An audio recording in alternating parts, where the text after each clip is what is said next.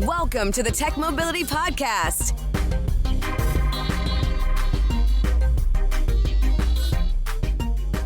I'm Ken Chester.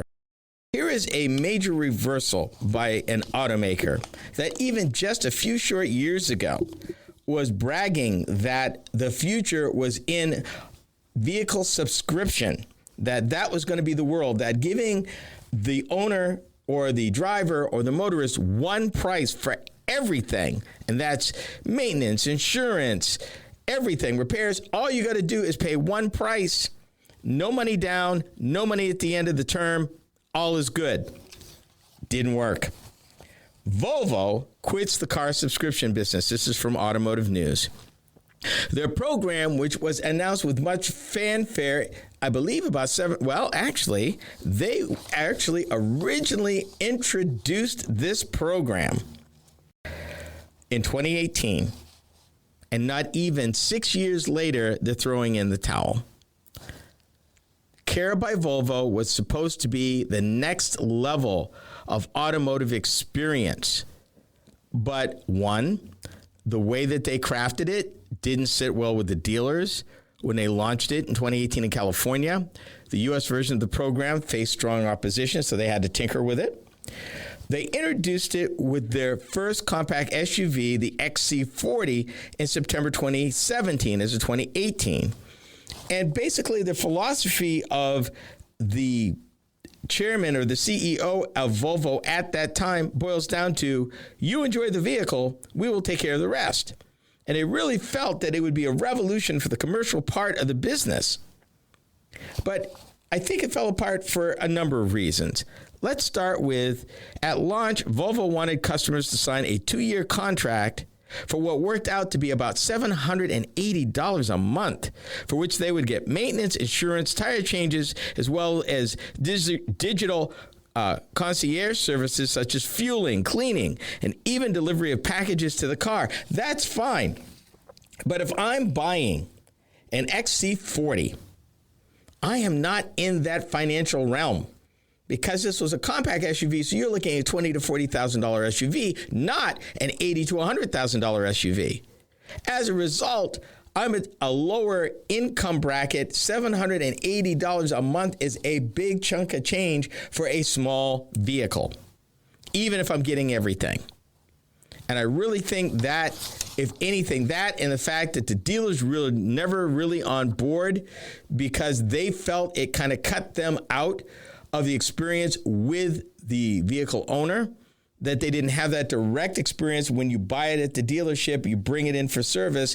Volvo was now in between that, and the dealers weren't feeling it. And they're getting out of it entirely. In Germany, Netherlands, Sweden, and Norway, they're going to actually transfer those programs to new owners. While in the UK, in the United States, they're phasing it out entirely. And this is a thing they just recently announced. And it's a major shift, because even as late as last year, they were talking this up and how great it was going to be. At its height, the Volvo program was only available in 40 states, so there were still 10 states where Care by Volvo was not available, even then. The other thing, and we might talk about this if we have time during the segment, Volvo also backed away in its quest to be an electric-only automaker by 2030. That was earlier in September. They're no longer aiming to get half of its global sales via online channels either. So a lot of changes at Volvo. But getting back to this, it basically is their 699 euros, which works out exactly to be $781.10 a month. That's a lot of money. And I don't think that would have worked too well. The irony is that at least in Germany, subscriptions rose 8% last year, accounting for about 10% of the automaker's total volume. The program has 6,500 customers, and I'm going to assume that's just Germany, because it didn't say how many U.S. subscribers were enrolled. But if the numbers are low, that's not going to work either. That just doesn't work. And honestly, automakers down through the years have tried different things. Cadillac in particular tried some plans like this. I'm trying to think. I think it was Book by Cadillac, where they tried and attempted a similar thing. Only difference is Cadillac let you pick over a variety of vehicles, but their program was horrendously expensive. I think it was $1,500 a month. It was just way out there, and neither one of them worked. And yeah, I can understand where upscale marquees or upscale middle market to slightly lower end luxury marquees would be looking to differentiate themselves in an extremely competitive market by turning to the customer itself and saying, what more can we offer in the way of value to our customers that distinguish us as a brand and an aspirational brand that people will be attracted to. Kudos to Volvo for trying. And maybe they were just too early. Maybe the formula just wasn't right. And that happens a lot in the auto industry. Automakers try all kinds of things in vehicles, in programs, in you name it. I mean, everything from Ford trying to own dealerships about 20 years ago, and that failed miraculously. Cadillac trying to generate being able to get exactly the car you want by pre-building cars and having them in pools around the country that dealers could pull from immediately, so customers didn't have to wait and the dealers didn't have to try to carry every single combination, to vehicles like the Chevy Malibu Max and the GMC, what was that? XUV, Envoy XUV, which had the open roof. All sorts of things that manufacturers would try in order to win customers to the brand, to stand out, to be different, to offer something that nobody else offers. It's a risk, and sometimes it don't work. In the case of Volvo and Care by Volvo, this was a program with excellent intentions. And I do believe that under different circumstances, maybe in the future, particularly they can do something about that price. If they could get that down about $200 a month, I think in the $450 to $500 range, I think they got something there. I think that at $700 and almost $800 a month for a compact SUV, which is what it was limited to when it originally rolled out, I think you're going to have some tough sledding because the demographics don't add up with the amount of money you want to charge. I think with the more expensive models, that might work in terms of having that added concierge experience. But at the low end of the market, no, that will not work. It absolutely wouldn't. And in this case, it didn't. So we'll see what happens as Volvo reassesses. I don't think it's dead. Down, but not out, is how the self-driving car industry can best be described. We check in with them, and that's next. You are listening to the Tech Mobility Show. Are you tired of juggling multiple apps and platforms for meetings, webinars, and staying connected? Look no further than AONmeetings.com, the all-in-one browser-based platform that does it all. With AON Meetings, you can effortlessly communicate with clients, host virtual meetings and webinars, and stay in touch with family and friends, all in one place and for one price. Here's the best part. You can enjoy a 30-day free trial. It's time to simplify your life and boost your productivity. AONmeetings.com, where innovation meets connection. Get started today and revolutionize the way you communicate. Social media is the main place to be these days, and we are no exception. I'm Ken Chester, the Tech Mobility Show. If you enjoy my program, then you will also enjoy my weekly Facebook videos. From my latest vehicle reviews to timely commentary of a variety of mobility and technology-related topics, these short features are designed to inform and delight you. Be sure to watch, like, and follow us on Facebook. You can find us by typing the Tech Mobility Show in the search bar. Be sure to subscribe to our Facebook page. Social media is the place to be these days, and we're no exception. I'm Ken Chester of the Tech Mobility Show. If you enjoy my program, then you will also enjoy my weekly Instagram videos. From the latest vehicle reviews to timely commentary on a variety of mobility and technology-related topics, these short features are designed to inform and delight you. Be sure to watch, like, and follow us on Instagram. You can find us by typing the Tech Mobility Show in the search bar. For For those of you that listen to podcasts, we have just the one for you. Hi, I'm Ken Chester. Tech Mobility Topics is a podcast where I upload topic-specific videos each week. Shorter than the full show, these bite-sized programs are just the thing, particularly if you're interested in a particular topic covered on the weekly radio show. From Apple Podcast, iHeartRadio, and many podcast platforms in between, we got you covered. Just enter Tech Mobility Topics in the search bar wherever you listen to podcasts.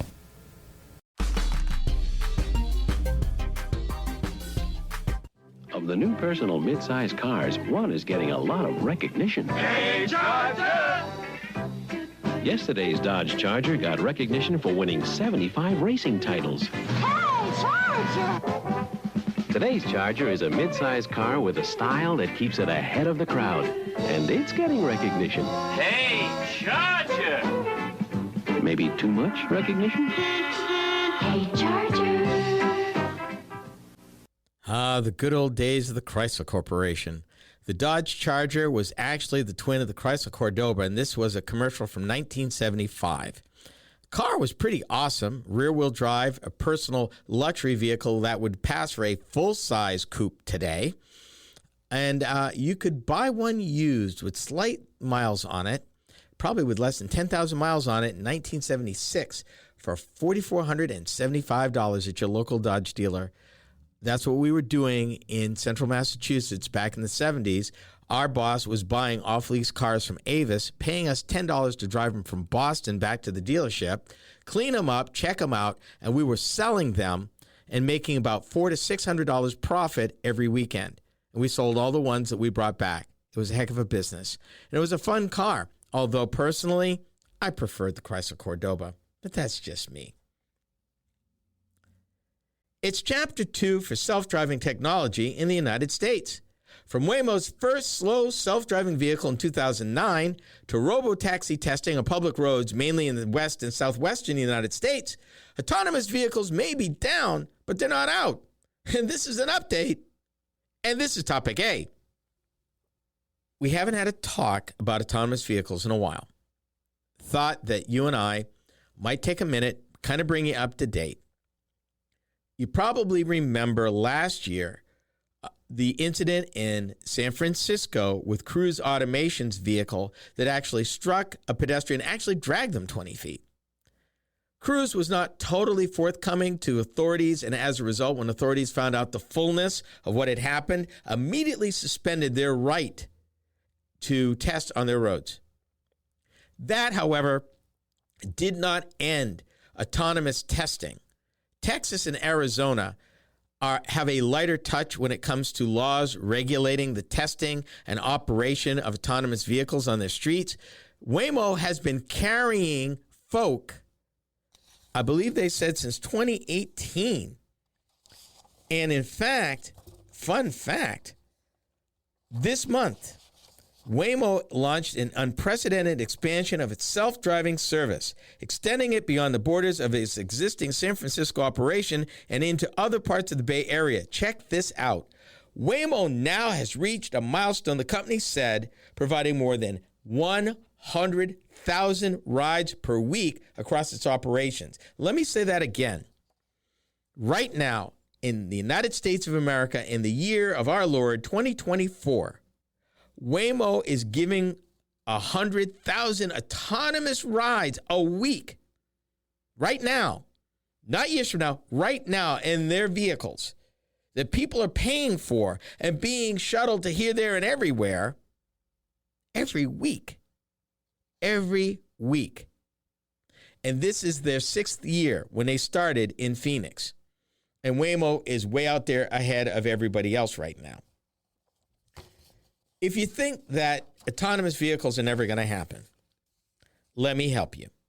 We spent a lot of time on the trucking side talking about autonomous vehicles.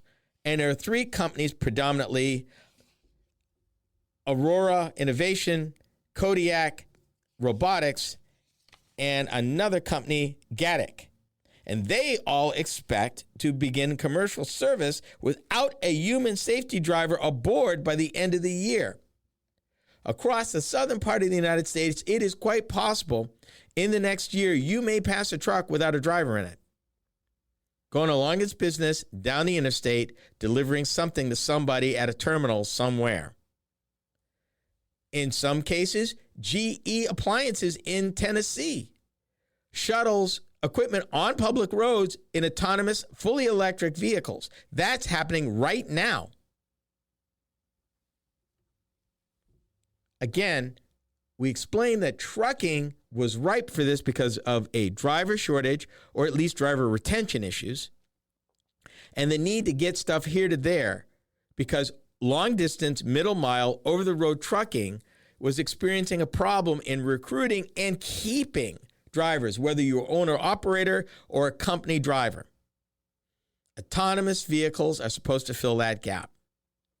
When you get past that, a number of companies have tried to adapt autonomous driving, autonomous vehicles to personal ownership. This is where it gets ticky. A lack of federal regulation, a lack of safety protocols, standard safety protocols, a lack of standard performance protocols is hamstringing this part of the industry. There are no federal safety regulations regarding the operation of an autonomous vehicle in the United States of America. Add that to privacy and personal security issues, things I think are long overdue to be handled. However, here's one thing, and this is just an example of the challenges they have in getting federal regulations. Current federal regulations mandate that truck drivers, should they pull off the shoulder of the road, which is illegal, by the way, place warning triangles behind their trailers as a safety precaution. However, with no humans aboard to perform that task, autonomous trucking companies have developed their own alternative: front and rear facing lights that flash and signal that a vehicle is parked.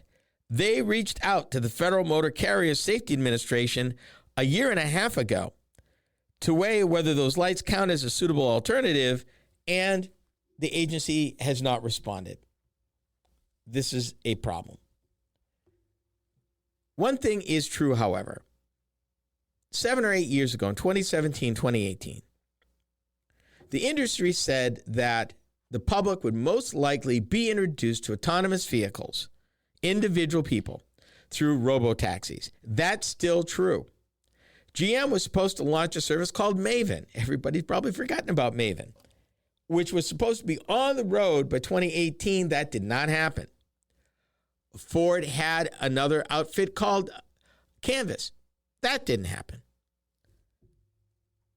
Then you had Too Simple, which was a company that started with autonomous vehicles. They pivoted to autonomous trucking, realized that they needed way more money to compete and develop what they needed to develop to compete, and they got out of it. So, like anything, this is not an industry for people with light pockets. And it goes with anything regarding transportation. Transportation is a long game. It is a capital-intensive game, and it's full of trial and error. One of the biggest challenges autonomous vehicles will have actually being on the roads in any major numbers in America will be federal and state regulations and development of industry-wide standards, both safety standards, performance standards, various protocols that are standard across the industry so that people will know what to expect at minimum for all of these vehicles. Easier for trucking, tougher for vehicles, for cars and trucks and things like that. It's still a ways out there, but robo-taxis are what you're going to see first, and that is happening, along with trucking, which is in real time happening also right now. This organization has been testing electrical equipment for over 130 years.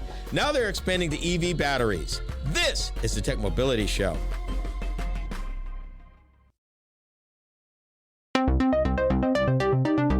Do you listen to podcasts? Seems that most people do. Hi, I'm Ken Chester, host of the Tech Mobility Show. If you've missed any of our weekly episodes on the radio, our podcast is a great way to listen. You can find the Tech Mobility Podcast just about anywhere you can enjoy podcasts. Be sure to follow us. From Apple Podcasts, iHeartRadio, and many platforms in between, we are there. Just enter the Tech Mobility Podcast in the search bar wherever you listen to podcasts. Social media. It's the place to be, and we're no exception. Hi, I'm Ken Chester, host of the Tech Mobility Show. Several times a week, I post to TikTok several of the topics that I cover on my weekly radio show. It's another way to keep up on mobility, technology, news, and information. I've built quite a library of short videos for your viewing pleasure, so be sure to watch, like, and subscribe. That's the Tech Mobility Show on TikTok. Check it out.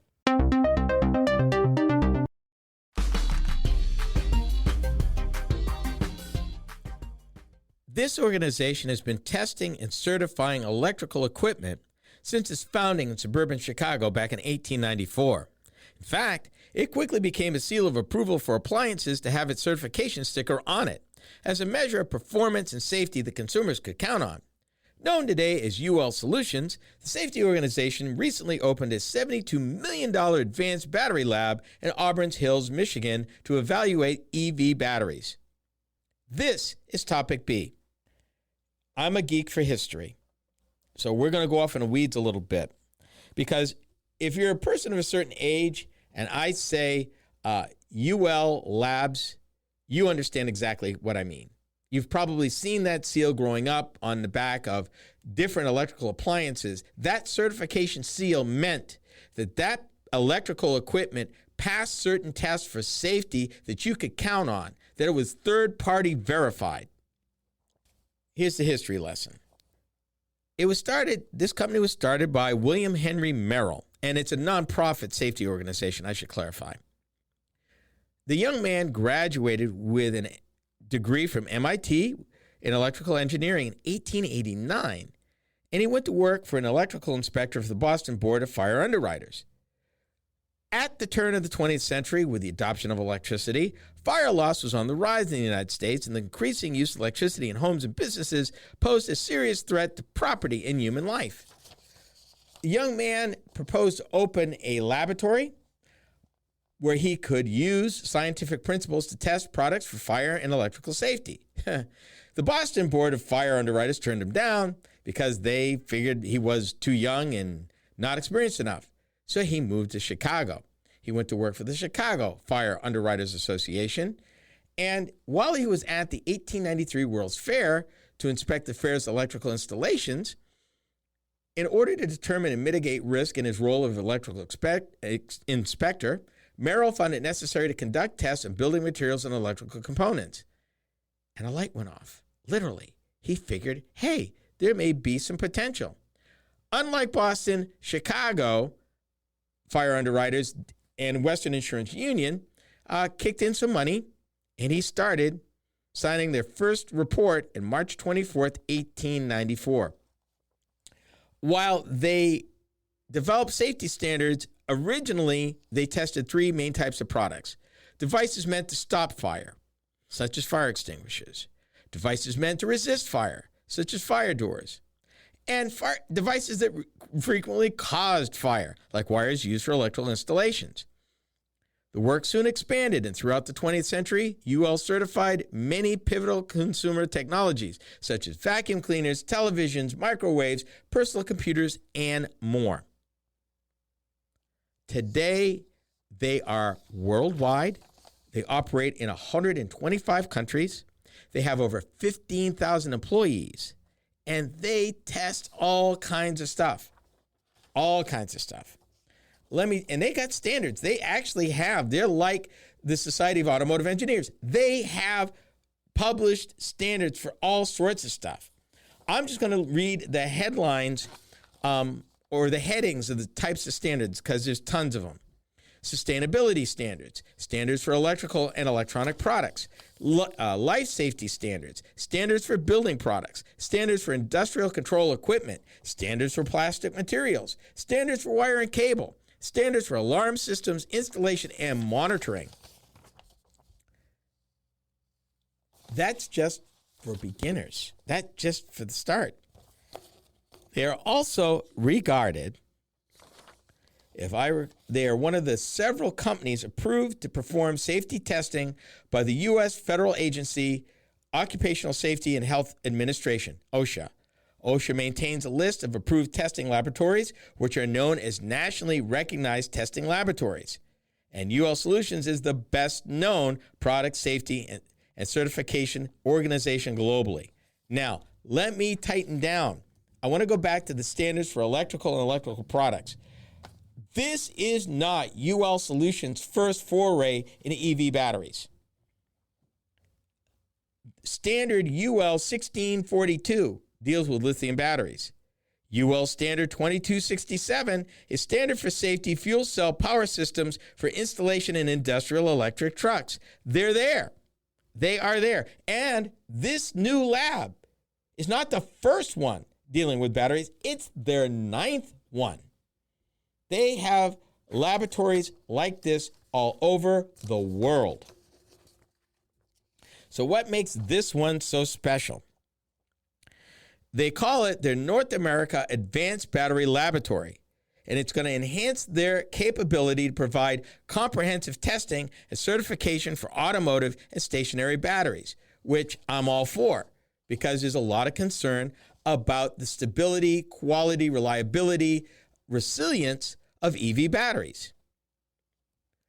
This is what they said. The electrification of everything relies on battery innovation and impacts many industries and elevates the need for safety and performance across the energy transition spectrum. This is where we step in. Our North America Advanced Battery Laboratory demonstrates our commitment to supporting the safer commercialization of new battery innovations that play a vital role in the world's energy transition. Here's what they're going to expect to do. That staff that will be in their North America Advanced Battery Laboratory includes experts who conduct a wide range of safety and performance tests. The facility's extensive portfolio includes thermal fire propagation, electrical machine abuse, and environmental testing based on UL and International Electrical Technical Commission standards, United Nations goals and initiatives, and Society of Automotive Engineer and OEM specifications. They're going to test this stuff. So if you ever had a concern as who in the heck is saying that the battery I'm riding on, the EV battery in my car is safe, that was manufactured safe using safe methods and safe materials and was put together in a safe way, UL Laboratories will. They're very serious and they're very thorough. Did I mention, let me say it again, one of their items in their extensive portfolio includes thermal fire propagation. I get this question a lot.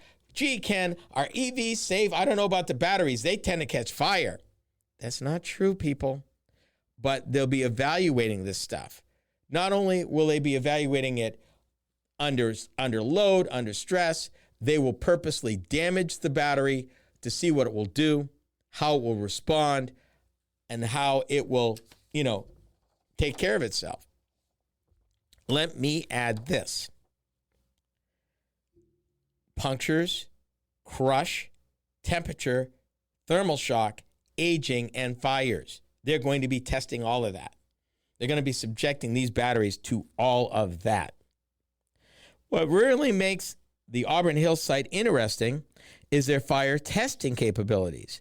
They have 3 test cells that can do fire and abuse testing on a scale that nobody else in North America can match. Needless to say, they will be inviting various folks across the spectrum, fire marshals and other interested parties, to see the fire characteristics of hybrids and EV batteries and how they react under thermal runaway. They will have the ability in a controlled environment. And for the record, they will be testing all battery chemistries, not just lithium ion. And in some cases, they will actually be testing and certifying OEM batteries on location.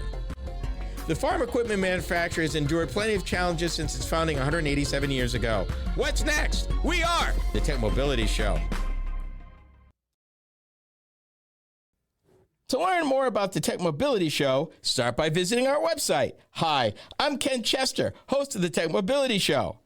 The website is a treasure trove of information about me and the show, as well as where to find it on the radio across the country. Keep up with the happenings at the Tech Mobility Show by visiting techmobility.show. That's techmobility.show. You can also drop us a line at talk@techmobility.show. Did you know that Tech Mobility has a YouTube channel? Hi, I'm Ken Chester, host of the Tech Mobility Show. Each week, I upload a few short videos of some of the hot topics that I cover during my weekly radio program. I've designed these videos to be informative and entertaining. It's another way to keep up on current mobility and technology news and information. Be sure to watch, like, and subscribe to my channel. That's the Tech Mobility Show on YouTube. Check it out. Are you tired of juggling multiple apps and platforms for meetings, webinars, and staying connected? Look no further than aonmeetings.com, the all-in-one browser-based platform that does it all. With AON Meetings, you can effortlessly communicate with clients, host virtual meetings and webinars, and stay in touch with family and friends, all in one place and for one price. Here's the best part. You can enjoy a 30-day free trial. It's time to simplify your life and boost your productivity. aonmeetings.com, where innovation meets connection. Get started today and revolutionize the way you communicate. Social media is the place to be these days, and we're no exception. I'm Ken Chester of the Tech Mobility Show. If you enjoy my program, then you will also enjoy my weekly Instagram videos. From the latest vehicle reviews to timely commentary on a variety of mobility and technology-related topics, these short features are designed to inform and delight you. Be sure to watch, like, and follow us on Instagram. You can find us by typing the Tech Mobility Show in the search bar.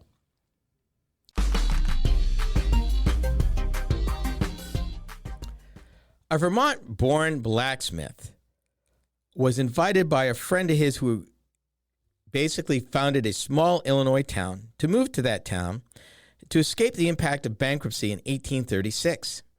While in a small town, the blacksmith builds a big shop that quickly becomes the go-to place for anyone who uses metal in the course of business.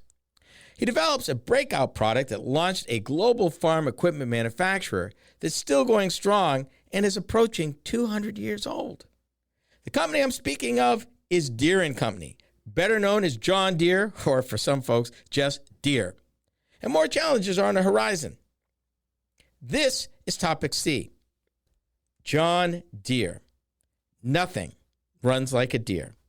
John Deere is as major a part of American agriculture as any manufacturer.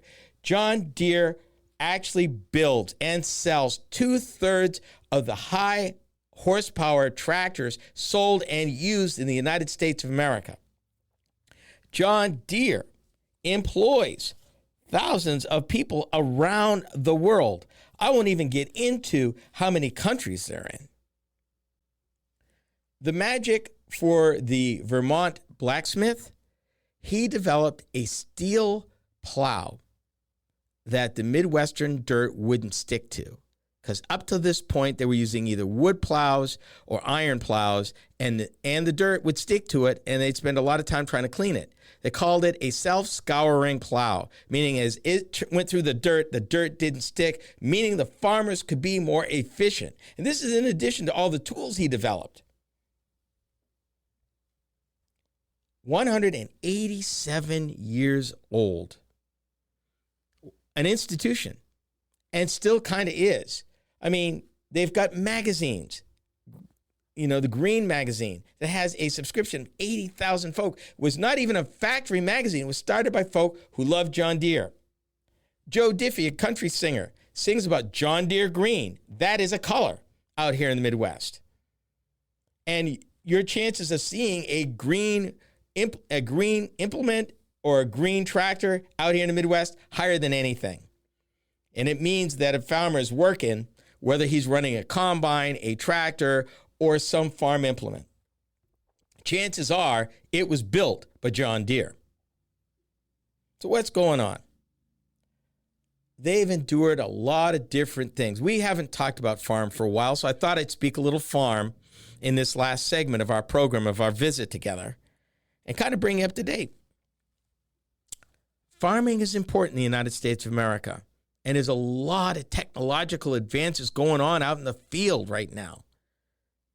The challenge is, though, much the same way that the farmers' income ebbs and flows with subsidies and weather, planting, and what's going on in other parts of the world like Brazil or Ukraine, so does their appetite for buying equipment.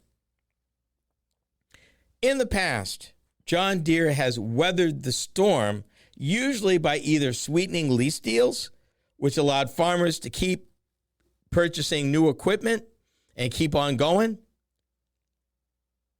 or better financing deals. This time around, however, with the end of the pandemic money, they're seeing farm income drop 25%. And Deere's taking a hard look at things and saying, you know what? What we've done in the past ain't going to work this time. Problem is, as they remove tractors from the sales pipeline, which would give your implement and tractor sales forces, dealers, the ability to sell what they've got in inventory. These new tractors in the last 10 to 15 years are so sophisticated. Even the used ones are costing a lot more. And it's still a heavy lift. A heavy lift. Let me give you an example. Farmers who typically bought used high horsepower tractors and combines during a downturn for $100,000 to $200,000. Let me stop. $100,000 to $200,000 for a used tractor. Did you hear me? Just wanted that to sink in for y'all that may not be familiar with life on the farm. They're likely now to find the used models priced at $300,000 to $450,000. These are tractors. Combines cost more. A brand new John Deere combine comes in to start around $550,000. Those combines you see on the road, those combines you see in the field that are harvesting corn, harvesting soybeans, harvesting cotton, harvesting any one of a dozen different crops. This is not your great-grandfather's tractor. It's not your great-grandfather's combine either. These extremely sophisticated machines give the driver, the operator, a readout on all sorts of stuff. And in fact, going through the row as it harvests is actually propelling itself. The individual sitting in the cab is doing more looking at the numbers, what their yield is literally in real time per acre that they're actually getting, the lay of the land and how it's changing, all sorts of things. That is telling the level of moisture in the corn, which is important, by the way. For those of y'all that are not used to or knowing about corn, the first thing I learned in Iowa is I wondered why corn got ripe. Okay, they didn't pick it. Corn looked like it died on the stalk. What's going on? I didn't know. Here's what I learned. What I learned is they leave it out there, and those crops are engineered that way for dry down. Because to pick it and not go moldy for storage, corn has to have a moisture content of about 10 to 12%. Much more than that, then they got to have it dried, and that costs money. All this is happening. The combines have been developed to handle all of that and to deliver clean, ready to store corn, soybeans, whatever your crop is. And John Deere developed those, sells those. Right now, even with the downturn in farm incomes and the storm that John Deere sees coming, they still have to spend money because guess what? Much the same way the auto industry is looking at electric vehicles and autonomous vehicles, autonomy is more of a thing on the farm because of a lack of labor. So the more that they can get equipment to work, and the harder that equipment can work and the longer it can work, the more profitable they are. So John Deere's handling it, but they're reducing staff and they're retrenching because they see a storm coming. But after 187 years, they survived everything else. They'll probably survive this too. But it's interesting to note how prices on the farm have changed. It is not a cheap endeavor to farm in the United States of America if you're farming a commercial crop. We've come to the end of our visit. Be sure to join me again right here next time. This has been the Tech Mobility Show. The Tech Mobility Show is a copywritten production of Tech Mobility Productions, Incorporated. Any rebroadcast, retransmission, or any other use is prohibited without the written consent of Tech Mobility Productions, Incorporated.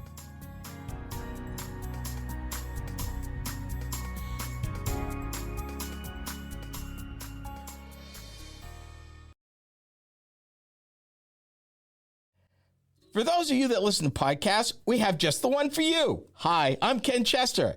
Tech Mobility Topics is a podcast where I upload topic-specific videos each week. Shorter than the full show, these bite-sized programs are just the thing, particularly if you're interested in a particular topic covered on the weekly radio show. From Apple Podcast to iHeartRadio and many podcast platforms in between, we got you covered. Just enter Tech Mobility Topics in the search bar wherever you listen to podcasts. Social media. It's the place to be, and we're no exception. Hi, I'm Ken Chester, host of the Tech Mobility Show. Several times a week, I post to TikTok several of the topics that I cover on my weekly radio show. It's another way to keep up on mobility, technology, news, and information. I've built quite a library of short videos for your viewing pleasure, so be sure to watch, like, and subscribe. That's the Tech Mobility Show on TikTok. Check it out. To learn more about the Tech Mobility Show, start by visiting our website. Hi, I'm Ken Chester, host of the Tech Mobility Show. The website is a treasure trove of information about me and the show, as well as where to find it on the radio across the country. Keep up with the happenings at the Tech Mobility Show by visiting techmobility.show. That's techmobility.show. You can also drop us a line at talk@techmobility.show. Do you listen to podcasts? Seems that most people do. Hi, I'm Ken Chester, host of the Tech Mobility Show. If you've missed any of our weekly episodes on the radio, our podcast is a great way to listen. You can find the Tech Mobility Podcast just about anywhere you can enjoy podcasts. Be sure to follow us. From Apple Podcasts to iHeartRadio and many platforms in between, we are there. Just enter the Tech Mobility Podcast in the search bar wherever you listen to podcasts.